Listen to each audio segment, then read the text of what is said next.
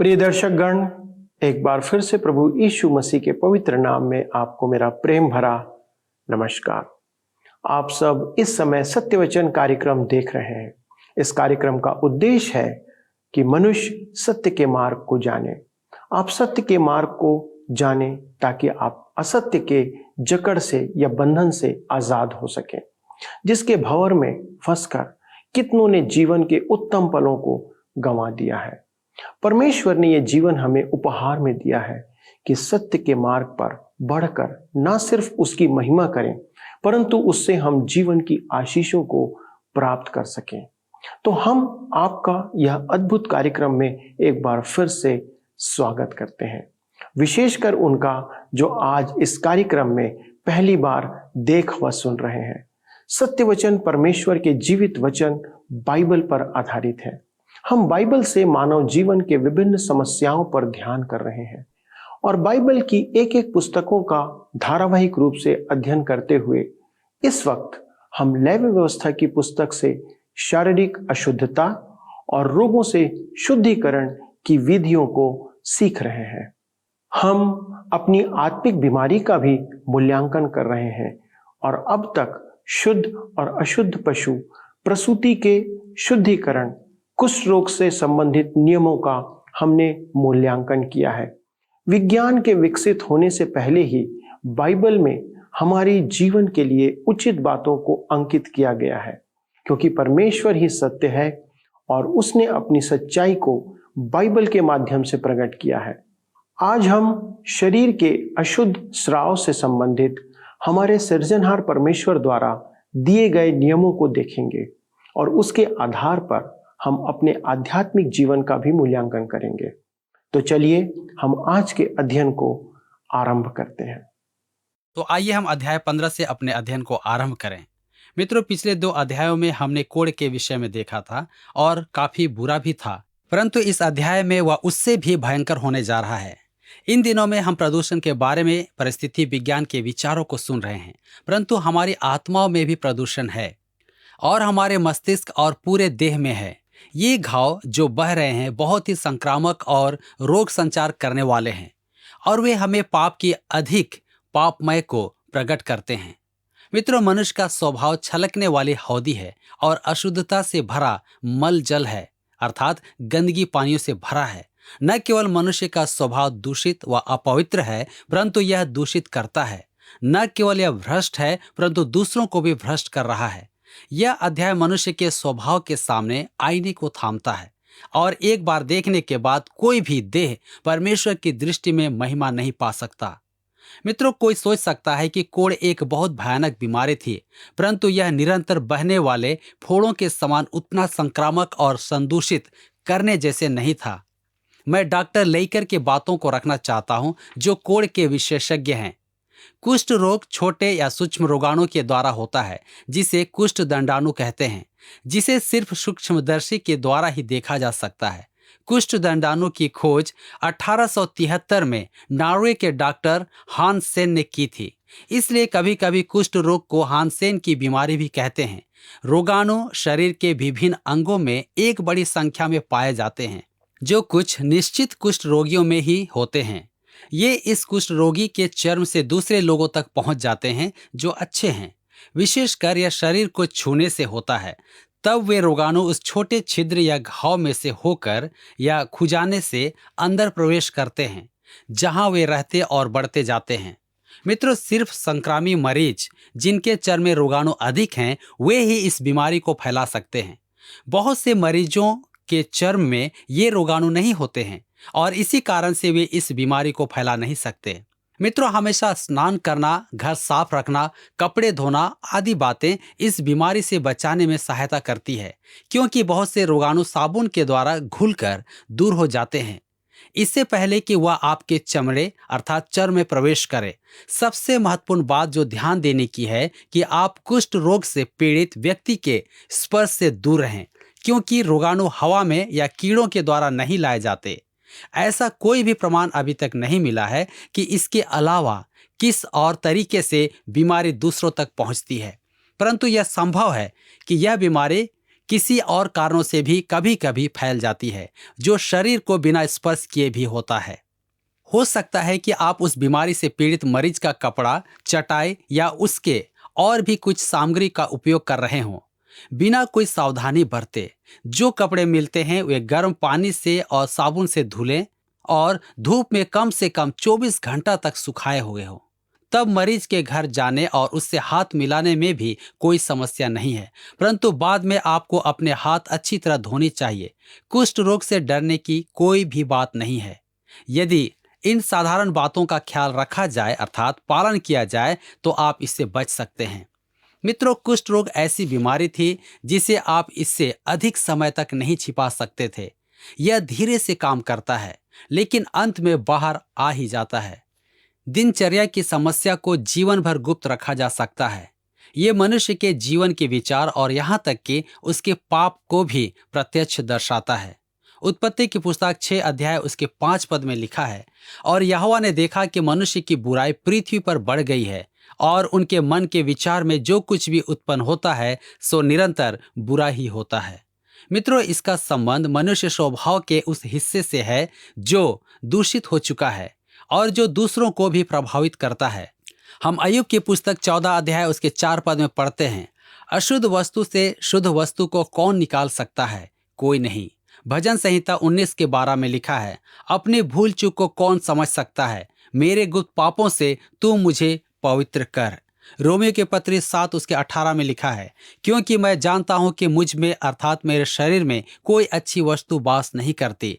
इच्छा तो मुझ में है, परंतु भले काम मुझसे बन नहीं पड़ते।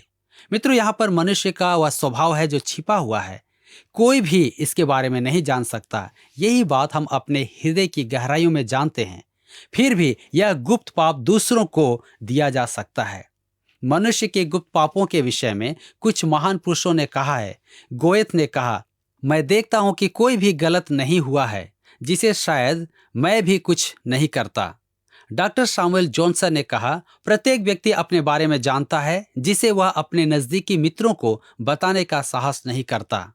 आगे काउंट डे मैस्ट्री का कहना है, मैं नहीं जानता कि एक दुष्ट का हृदय कैसा होगा। मैं केवल उस व्यक्ति के हृदय को जानता हूं जो भला व्यक्ति है और वह भयंकर डरावना है। शेक्सपियर ने कहा, आप अपने ही मन की गहराइयों में जाइए और खटखटाइए और अपने हृदय से पूछिए कि वह क्या जानता है। सुनेका ने कहा, ऐसा कोई भी व्यक्ति क्यों नहीं है जो अपने दुष्टता को स्वीकार करे। ऐसा इसलिए है क्योंकि उसने अभी तक उन बुराइयों को नहीं छोड़ा है। यह केवल एक जागते हुए व्यक्ति की तरह है जो अपने सपनों को बता सकता है। मित्रों, पाप के श्राप ने मनुष्य के सामर्थ्य को उसके वंश के फैलाव में प्रभावित किया है। मनुष्य केवल अपने जैसी ही संतान उत्पन्न कर सकता है, एक पापी जैसा कि वह स्वयं है। सबसे प्रथम वंश ही दूषित हो गया था और बहुत सी निरंतर बहने वाले रोग जो अभी भी हैं, जो प्रजनन अंग के साथ जुड़े हैं, और बहुत से हिस्सों में वे सामाजिक बीमारियां हैं। लैंगिक पाप के साथ गंदापन और अशुद्धता जुड़ी है जो बहुत भयंकर है। भजन संहिता में दाऊद कहते हैं, भजन संहिता 51 7 से 10 पद में, जूफा से मुझे शुद्ध कर तो मैं पवित्र हो जाऊंगा, मुझे धो और मैं हिम से भी अधिक श्वेत बनूंगा। हे परमेश्वर, मेरे अंदर शुद्ध मन उत्पन्न कर और मेरे भीतर स्थिर आत्मा नए सिरे से उत्पन्न कर। मित्रों, आज लोग नई नैतिकता के बारे में बात करते हैं। यह एक रुचिदायक बात है कि वे उस पुराने रोग को नई नैतिकता के रूप देते हैं। आज सामाजिक रोग, रति रोग, यौवन रोग चिंताजनक तरीके से बढ़ रहे हैं।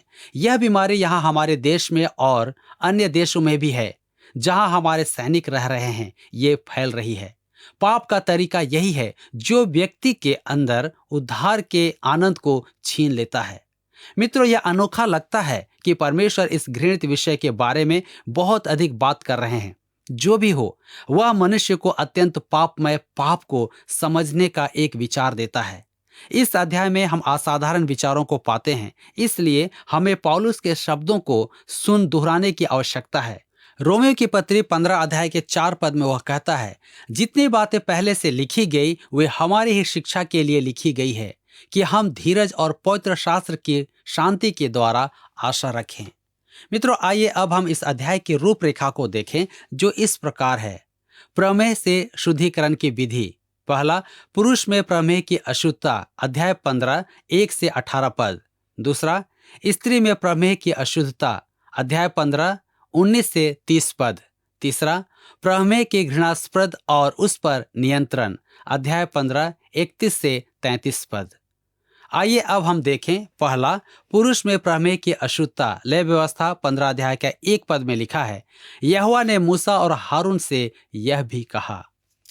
परमेश्वर मूसा और हारून को संबोधित करते हैं।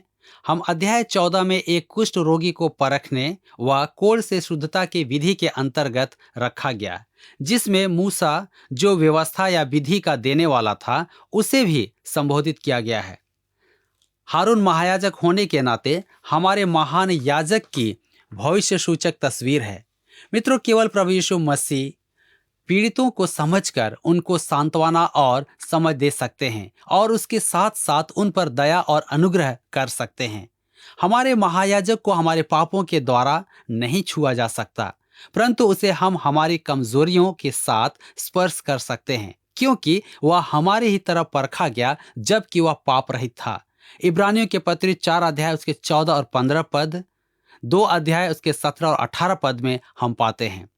लय व्यवस्था 15 उसके 2 और 3 पद में आगे हम पढ़ते हैं, जहां पर लिखा हुआ है कि इस्राएलियों से कहो कि जिस जिस पुरुष में प्रमेह हो तो वह प्रमेह के कारण से अशुद्ध ठहरे, और चाहे बहता रहे चाहे बहना बंद भी हो तो भी उसकी अशुद्धता बनी रहे। मित्रों, यह तीक्ष्ण भाषा प्रकट करती है कि मानव का भ्रष्ट स्वभाव कितना घिनौना, विभत्स, घृणित, अपमानजनक, अशुद्ध, विरोधी और पूर्ण रूप से दुष्चरित्र और भ्रष्टाचारी है। पाप का मवाद मनुष्य के हृदय से बह रहा है। हम इसे अपने चारों ओर और अपने अंदर देख सकते हैं। यहाँ पर प्रदूषण है। हमारे जीवन को प्रभावित किए बिना हम एक दूसरे के साथ मिलना जुलना नहीं कर सकते हैं, क्योंकि मनुष्य का स्वभाव न केवल भ्रष्ट है परंतु यह भ्रष्ट करने वाला है। मैं और आप एक दूसरे को प्रभावित करते हैं। मैं अपना जीवन अपने में जीता हूं और आप अपना जीवन मुझ में जीते हैं, अन्यथा यह नहीं चल सकता। आप जानते हैं या नहीं, आप एक प्रचारक हैं। आप अपने जीवन के द्वारा प्रचार कर रहे हैं। एक बार एक भक्त महिला प्रभु के दास के पास आई, जिसका बेटा एक शराबी था। वे गिरजाघर की थोड़ी दूरी पर ही रहते थे। जब वह नशे में होता तो सड़क के दोनों किनारों का उपयोग कर तबाही मचाता था। उसकी माता दुखी और शर्मिंदा होती थी। उसने प्रभु के दास से कहा कि वह उसके बेटे से बात करे। एक दिन प्रभु के दास ने उसे सड़क पर घूमते हुए जाते देखा, तो वह उसे अपने साथ ले गया और उसने उससे बात की। दास ने उससे कहा कि वह कितना नीचे गिर गया है, वह एक पापी और अनुग्रह रहित हो गया है। प्रभु के दास ने ऐसे शराबी के लिए जो कुछ कहना था वह कह दिया, और उस बेटे ने सिर नीचे करके सब कुछ सुन लिया। तब प्रभु के दास ने उससे कहा, क्या तुम्हें मालूम नहीं कि तुम अपने जीवन के द्वारा प्रचार कर रहे हो? उसने कहा, क्या आप मुझे प्रचारक कह रहे हैं? तब उसने कहा कि हाँ, आप एक प्रचारक हैं। यह सुनकर वह वहां से उठकर चला गया और जितना अधिक शराब वह पी सकता था पीकर प्रभु के दास से लड़ने के लिए आया। मित्रों, ऐसे व्यक्तियों को आप संसार में कुछ भी नाम दे सकते हैं, परंतु वह एक प्रचारक ही है। मेरे मित्र, आप चाहे कोई भी क्यों ना हो, आप भी एक प्रचारक हैं। आप अपने जीवन के द्वारा कुछ संदेश का प्रचार कर रहे हैं। आप कुछ लोगों को प्रभावित कर रहे हैं। मित्रों, मानव स्वभाव भ्रष्ट करने वाला है, क्योंकि वह पापी है। नया जन्म पाया हुआ व्यक्ति भी अपने पुराने पाप भरे देह को थामे रहता है। अब यीशु के कहे वचनों को सुने। मत्ती रचित सुसमाचार 15 अध्याय उसके 18 से 20 पद में यीशु ने कहा, पर जो कुछ मुंह से निकलता है वह मन से निकलता है, और वही मनुष्य को अशुद्ध करता है, क्योंकि कुचिंता, परस्त्रीगमन, व्यभिचार, चोरी, झूठी गवाही और निंदा मन ही से निकलती है, और यही है जो मनुष्य को अशुद्ध करती है। परंतु हाथ बिना धोए भोजन करना मनुष्य को अशुद्ध नहीं करता। यह आश्चर्य की बात है कि कितने लोग हैं जो धार्मिक विधियों में रुचि रखते हैं। यद्यपि वे उन धार्मिक विधियों से होकर जाते हैं, परंतु फिर भी उनके पास एक ऐसा हृदय है जो इतना मैला और गंदा है जितना कि वह संभवतः हो सकता है। मित्रों, हम सबके पास उसी प्रकार का हृदय है। जब तक कि इसे यीशु मसीह के लहू के द्वारा साफ या शुद्ध नहीं किया जाता, वह वैसा ही रहेगा। याकूब इसे बहुत ही व्यवहारिक बनाते हैं। याकूब की पत्री 1 अध्याय 14 और 15 पद में लिखा है, परंतु प्रत्येक व्यक्ति अपनी ही अभिलाषा से खींचकर और फंसकर परीक्षा में पड़ता है। फिर अभिलाषा गर्भवती होकर पाप को जनता है, और पाप जब बढ़ जाता है तो मृत्यु को उत्पन्न करता है। पौलुस प्रेरित रोमियो के पत्री 7 अध्याय उसके 18 पद में कहते हैं, क्योंकि मैं जानता हूं कि मुझ में अर्थात मेरे शरीर में कोई अच्छी वस्तु वास नहीं करती। इच्छा तो मुझ में है, परंतु भले काम मुझसे बन नहीं पड़ते। मित्रों, पाप का फोड़ा अर्थात घाव दिखे या ना भी दिखे, यह हो सकता है कि यह रिसने वाला लहू और मवाद हो, या हो सकता है कि यह सतह पर दिखाई न दे, परंतु फिर भी वह वहां पर है। यहाँ पर अशुद्धता के विचारों में और गुप्त पाप में है, जो मनुष्य के सामने गुप्त है परंतु परमेश्वर के सम्मुख खुली है। भजन संहिता 51 उसके 6 पद में लिखा है, देख तू हृदय की सच्चाई से प्रसन्न होता है और मेरे मन ही में ज्ञान सिखाएगा। यह पद एक घमंडी व्यक्ति को नम्र करने और परमेश्वर की दृष्टि में पूर्ण रूप से घृणित होने के बारे दिखाता है। भजन संहिता 51 उसके 4 पद में दाऊद की बात को सुने। लिखा है, मैंने केवल तेरे ही विरुद्ध पाप किया और तेरी दृष्टि में बुरा है वही किया है, ताकि तू बोलने में धर्मी और न्याय करने में निष्कलंक ठहरे। मित्रों, परमेश्वर ने अपने वचन में बार बार जोर दिया है कि पाप अत्यधिक पापमय है।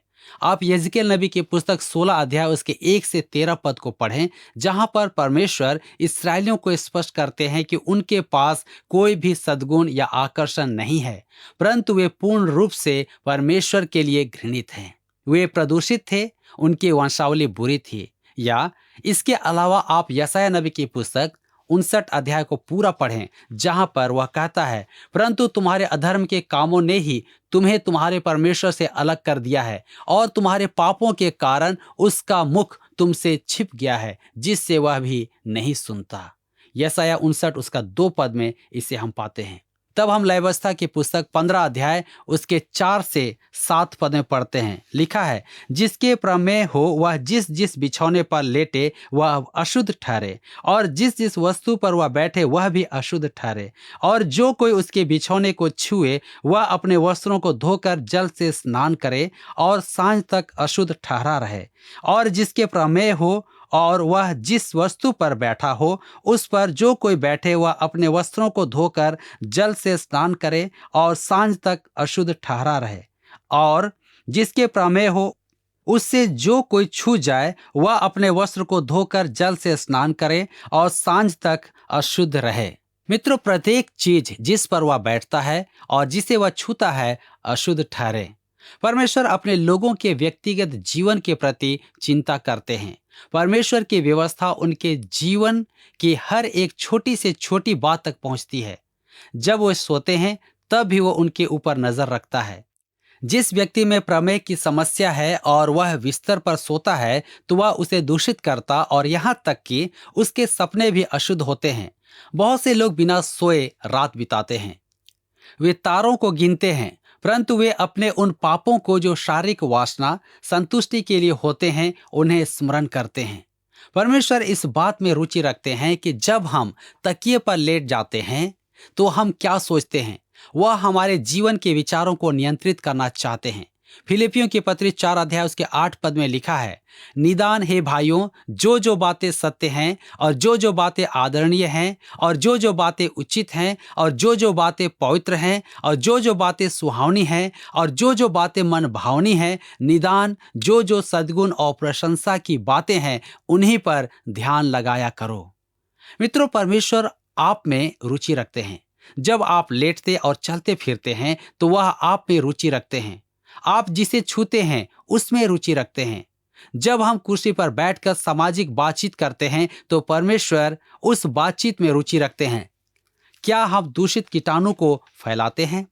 परमेश्वर हमारे कार्यों और समाज के साथ संपर्क स्थापित करने में भी रुचि रखते हैं।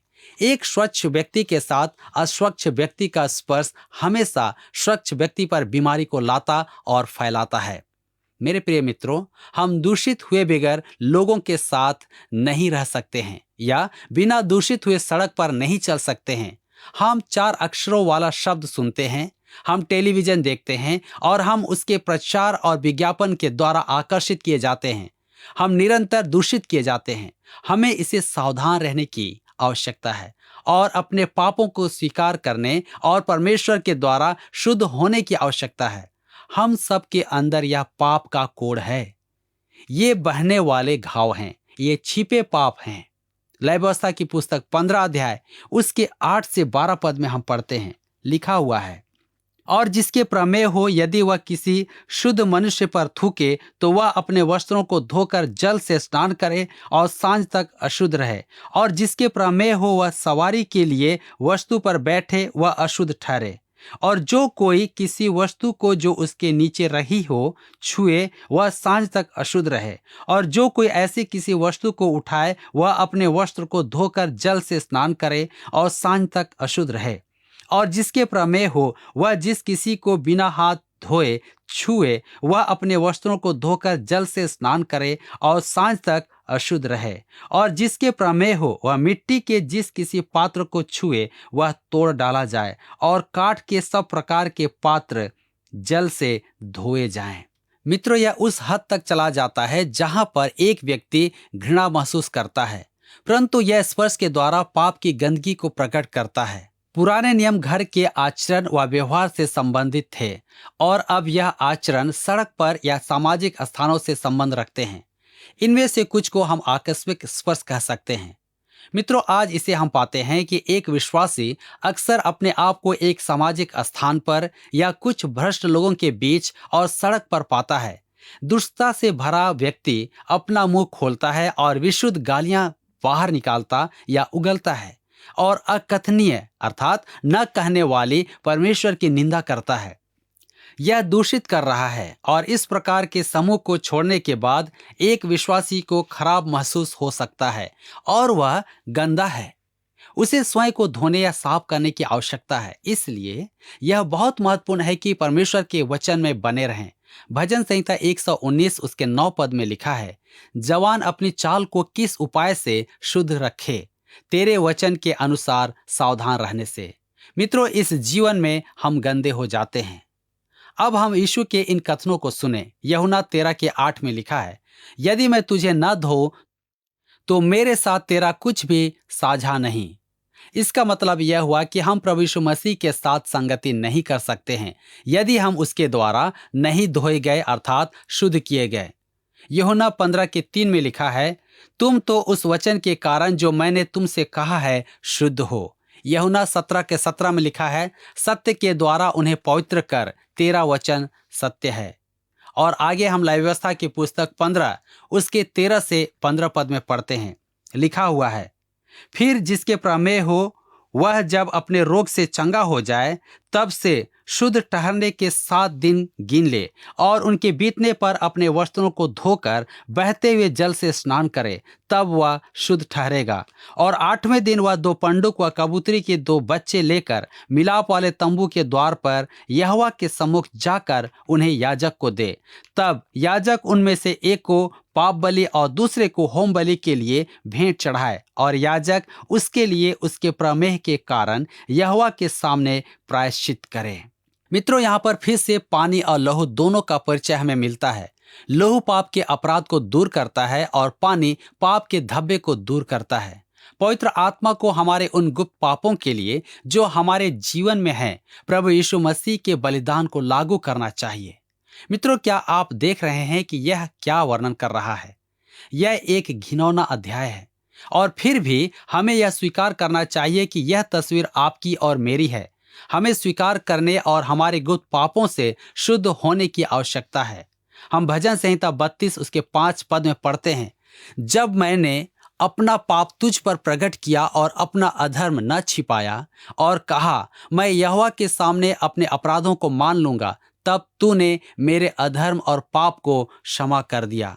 पहला यूहन्ना 1 अध्याय उसके 9 पद में लिखा है, यदि हम अपने पापों को मान लें तो वह हमारे पापों को क्षमा करने और हमें सब अधर्म से शुद्ध करने में विश्वास योग्य और धर्मी है।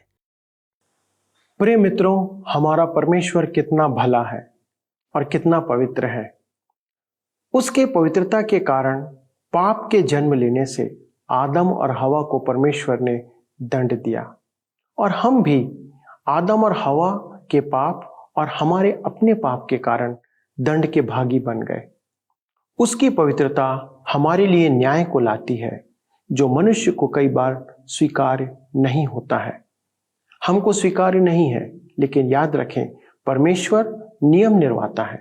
हमें उसके नियम के विरुद्ध चलने का अधिकार कतई नहीं है। हम अपने पाप से छुटकारे के लिए कुछ भी लायक करने के योग्य नहीं है और हमारे इस दुर्दशा में छुटकारा देने के लिए यीशु मसीह, जो स्वयं परमेश्वर है, पाप के दंड को जो हमें मिलना था उठाने के लिए क्रूस पर बलिदान हो गया कि हमारे सब पाप के अशुद्धताएं धुल जाएं, हमारे सब प्रकार की अशुद्धताएं धुल जाएं। कितना भला परमेश्वर है कि उसका प्रेम उसके ही दंड को हमारे जीवन में निरस्त कर सकता है, बशर्ते कि अपने गुनाहों को माने और उसके इस बलिदान को हम स्वीकार करें। क्या आज आप ऐसा करेंगे? क्या आज आप अपने पापों को स्वीकार करेंगे? यदि आज आप अपने पापों को स्वीकार करते हैं तो आज आपके लिए यह दिन है जो परमेश्वर ने ठहराया है। आइए, यदि आपका यह निर्णय है तो हम आपके साथ इस समय प्रार्थना करेंगे। स्वर्गीय पिता, हम धन्यवाद देते हैं कि आपने अपने वचन के द्वारा से इस वक्त हमसे बोला और बात किया, और हमारे सारे दर्शकों के लिए प्रार्थना करते प्रभु, जिन्होंने इन वचनों को सुनकर इस बात को जाना कि वे आपकी दृष्टि में पापी हैं, न केवल स्वभाव से परंतु उन कार्यों से जो हम दैनिक जीवन में निरंतर करते रहते हैं। लेकिन प्रभु यीशु क्रिस्ट में जो आपने हमारे लिए वह दाम दिया और वो अवसर दिया कि हम पापों की क्षमा प्राप्त कर सकते हैं, हम उसी प्रभु यीशु के नाम से आपके सन्मुख आते हैं और हमारे सारे दर्शकों के लिए, उन लोगों के लिए जो आपसे विनती करना चाहते हैं, प्रार्थना करते, पापों को क्षमा करें और उन्हें अपने अनंत निवासों में ग्रहण करें। प्रभु, इस प्रार्थना को सुनने के लिए धन्यवाद देते हुए विनती को प्रभु यीशु क्रिस्ट के नाम से मांगते हैं। आमीन।